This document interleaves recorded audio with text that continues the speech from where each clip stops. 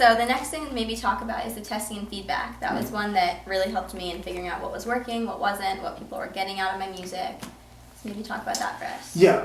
Most artists create in a vacuum. In other words, they sit in their rooms, they sit in their own bubbles, they sit in their own headspace, and they create, as I pointed out earlier, and then they just kind of pump it out there and they just hope that it's going to work. But rather than actually go out and spend a lot of money in a recording studio and spend a lot of money manufacturing or, buying the van and rehearsing the band, only to find out maybe, you could have done a little bit of work, why not find that out earlier in the process? I mean, it just makes complete sense, right? I mean, obviously, I'm not just going to write this up and just kind of throw it out there and hope it communicates well. Right. I was testing this out on my audience for years before deciding to publish it, obviously. So that's kind of the concept behind that.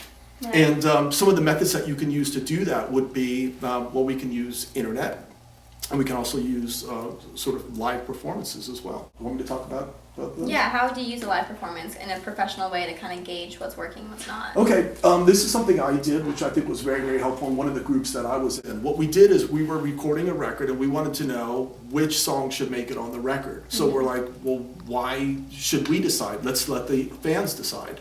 So we got a room, something similar to this, got some pizzas, got some beers, and essentially waited to give them the beer until after we played, right? Perfect. And played through the set, created a little bit of a survey, and we just said on a scale from 1 to 5, 1 being you didn't like it, 5 being you immediately liked it, what do you think of each song? So we'd play each song and then they'd check it off.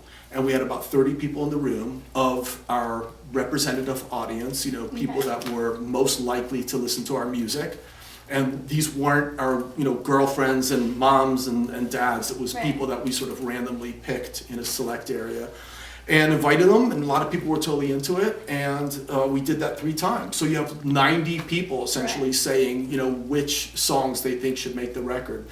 And it could be something very, very easily done. Okay. How would you go about doing it online? Online, there's a couple different survey services you can use, like SurveyMonkey is one of them. You create a questionnaire that asks very clear questions, very simple questions, and you can email them out to your fan base. You can search different social networks to try to find people that are most likely to like your music, and then ask them to participate.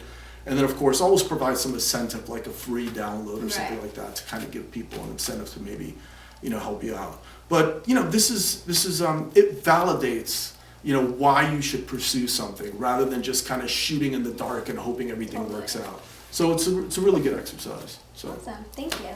So what we're going to do next, you guys, I believe we're going to talk about SMART goals in the next segment. So definitely make sure to hang out and see you then.